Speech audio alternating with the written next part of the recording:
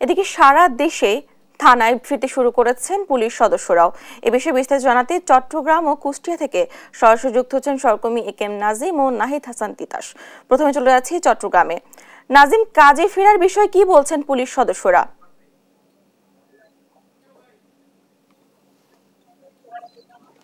যেমনটা বলছেন, আসলে গত কয়েকদিন আগের যে সহিংসতা, সেই সহিংসতার কারণে চট্টগ্রাম নগরের প্রতিটি থানায় আসলে সেসব ক্ষতচিহ্ন রয়ে গেছে। পাশাপাশি জেলার যতগুলো থানা রয়েছে সবগুলো থানায় হামলার ঘটনা ঘটেছে। আমরা এখন যে জায়গাটিতে রয়েছি সেটি হচ্ছে চট্টগ্রাম নগরের কোতোয়ালি থানা। সেটি সবচাইতে গুরুত্বপূর্ণ একটি থানা, কারণ এই থানার যতগুলো গাড়ি থেকে শুরু করে যত আসবাবপত্র রয়েছে সবগুলো আসবাবপত্র আসলে পুড়িয়ে দেওয়া হয়েছে। পুরো একটা ধ্বংস স্তূপ বলা যায় এই থানা, কারণ কোতোয়ালির এই থানাটি খুবই গুরুত্বপূর্ণ।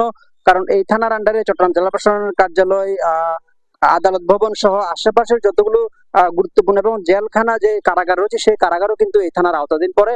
সেই হিসাবে এই থানাটি খুবই গুরুত্বপূর্ণ। কিন্তু গত কয়েকদিনের যে পরিস্থিতি স্বাভাবিক হওয়ার পরপর থেকে এই থানায় নিরাপত্তা নিয়োজিত প্রায় সেনাবাহিনীর 20 জন সদস্য রয়েছেন। পাশাপাশি পুলিশের সদস্যরাও কিন্তু এই থানায় আসছেন, তারা তাদের কার্যক্রম চালিয়েছেন। তবে আমরা দেখেছি এখনো অধিকাংশ পুলিশ সদস্য সাদা পোশাকে তাদের কার্যক্রম চালিয়ে যাচ্ছেন এবং থানার ভিতরে বলা যায় আসলে ভিতরে কোনো ধরনের বসার কোনো পরিবেশ নেই, কারণ পুরো থানা এখনো ভুতুরে পরিবেশ। থানার যতগুলো আসবাবপত্র রয়েছে এবং যতগুলো সরকারি মালামাল রয়েছে এবং বিভিন্ন মামলার যেসব ডকুমেন্ট রয়েছে সবগুলো আসলে পুড়ে ছাই হয়ে গেছে এবং বলতে গেলে থানায় আসলে অবশিষ্ট কিছু নেই।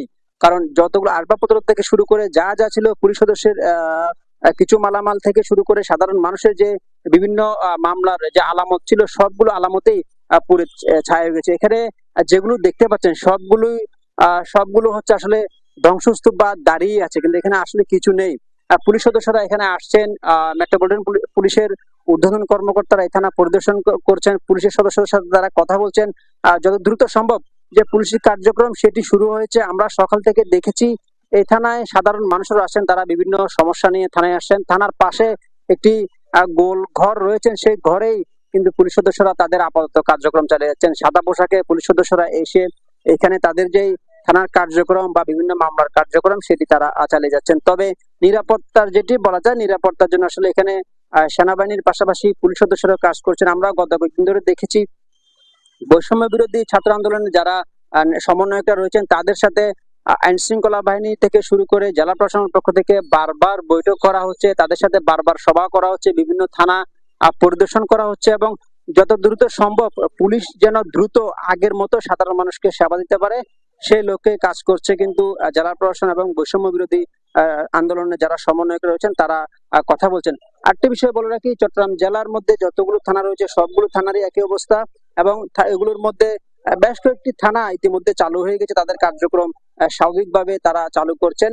কিন্তু যে পুলিশের আমরা যেটা জেনেছি পুলিশ সদস্যের মধ্যে যে ক্ষোভ বা যে ভয় প্রবেশ করছে সেটি আসলে কবে নাগাদ কাটবে সেটি এখনো বলা যাচ্ছে না, কারণ এখনো অনেক পুলিশ সদস্য তারা ভয়ের মধ্যে থেকেই থানার কার্যক্রম চালিয়ে যাচ্ছে। কারণ তাদের উপর যে হামলা, তারা যদি বলছেন তাদের যে মনোবল ভেঙে দেওয়া হচ্ছে সেটি কবে নাগাদ ঠিক হবে সেটি এখনো তারা বলতে পারছেন না।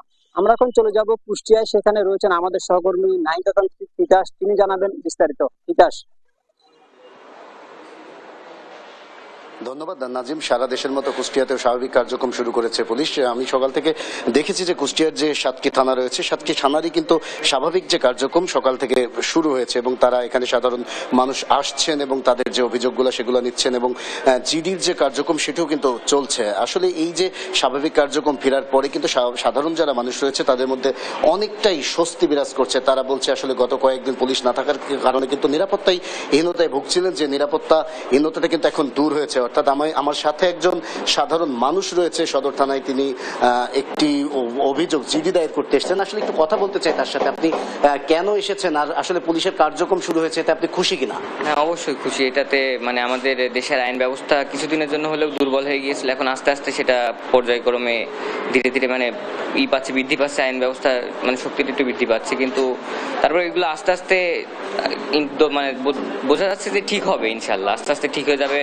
আপনি কি কাজে এসেছেন এখন থানায়? না, আমি আসছিলাম হচ্ছে একটু কাজে, একটা জিডি করতে আসছিলাম।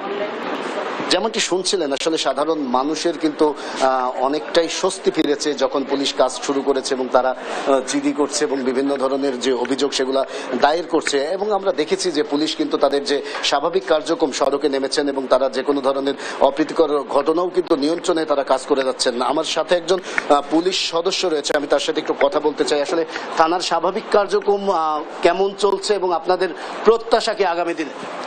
আমাদের কুষ্টিয়া থানার স্বাভাবিক কার্যক্রম, পুলিশিং কার্যক্রম শুরু করেছি এবং জনগণ স্বতঃস্ফূর্তভাবে এসেছে, অভিযোগ দিচ্ছে, জিডি করতেছে, পুলিশিং কার্যক্রম স্বাভাবিকভাবে চলছে।